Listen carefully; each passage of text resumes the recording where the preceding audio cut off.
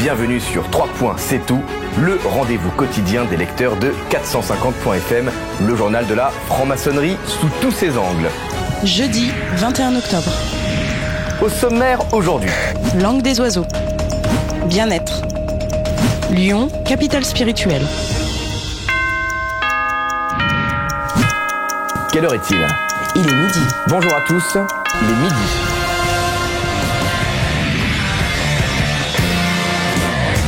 Je suis blond et je suis mort, c'est cela qu'on voit, qu'on adore.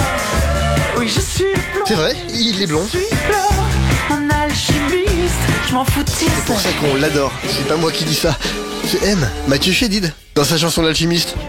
L'Alchimiste, il existe vraiment. C'est Patrick Buren-Sénas, c'est de lui qu'on parle. Et c'est à l'occasion de ces multiples et diverses activités que Patrick Buren-Sénas a eu l'occasion de transmettre à M la langue des oiseaux. Et c'est certainement pour cette raison que son album s'appelle L'être infini. Et l'être infini, vous l'entendez comme vous voulez. Pour vous qui nous suivez chaque jour, l'équipe de 450.fm n'est pas passée à côté de cet événement exceptionnel manigancé par nos confrères des Sentiers Initiatiques. Et oui, c'est sur leur chaîne YouTube que Patrick Buren-Sénas a décidé de nous expliquer enfin ce qu'était la langue des oiseaux. Pourquoi on l'appelle la langue des oiseaux ? Parce qu'elle est très volatile. Donc c'est la langue de l'esprit pour nous. Je dis nous, les alchimistes. Mais de tout temps, toutes les corporations ont eu des langues pour cacher des secrets de fabrication. Quand on dit patois, par exemple, un patois, c'est pas toi. Donc toi, tu dois pas comprendre. Donc on a les patois de corporation, que ça soit les bouchers, que ça soit les imprimeurs, que ça soit...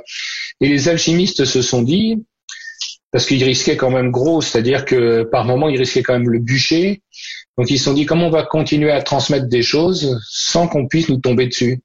Et c'est pour ça qu'ils ont eu l'idée d'utiliser cette langue qui est aussi une cabale phonétique, c'est-à-dire une manière d'entendre les mots autrement. Alors, cette langue est une langue aussi des choses cachées. Comme on sait que la connaissance des choses cachées, c'est la couleur verte. Donc on peut l'appeler la langue verte aussi. Et d'ailleurs, ceux qui transmettaient cette langue ou qui utilisaient cette langue, c'était les trouverts, c'est-à-dire les 3 fois verts, mais qui sont devenus dans le sud les troubadours. Et puis...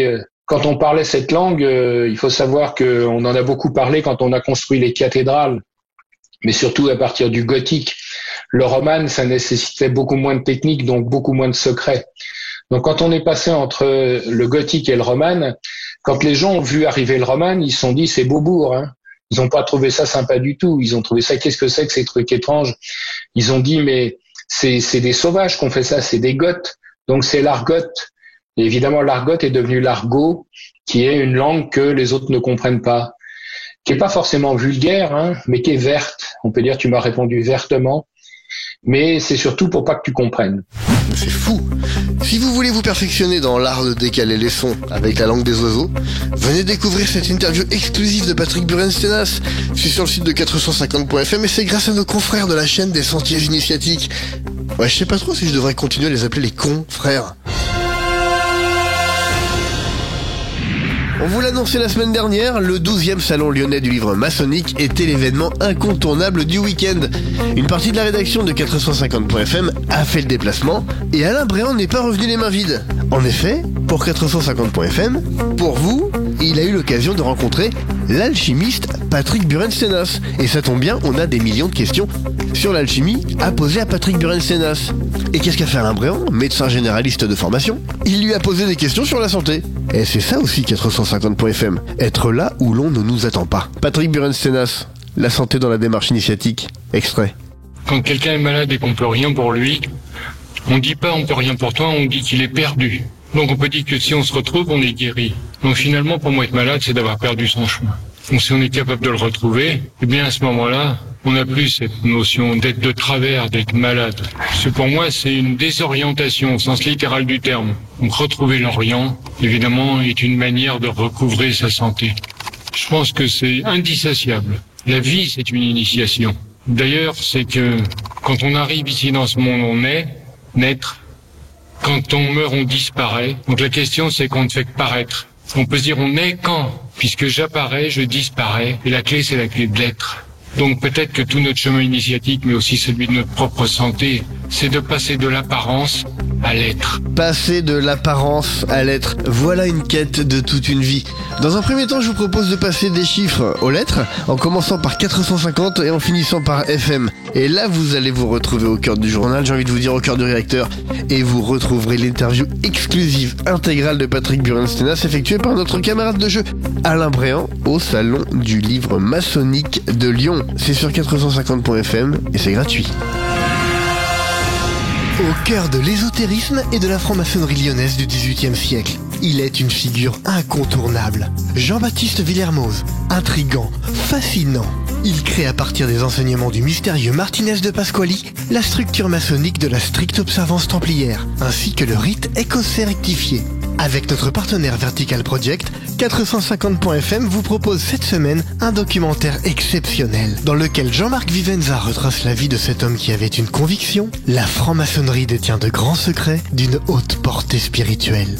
La franc-maçonnerie à Lyon est un phénomène qui apparaît assez tôt sur le plan historique, puisqu'on parle d'une loge dénommée le Petit Élu, qui aurait pu apparaître vers l'année 1733.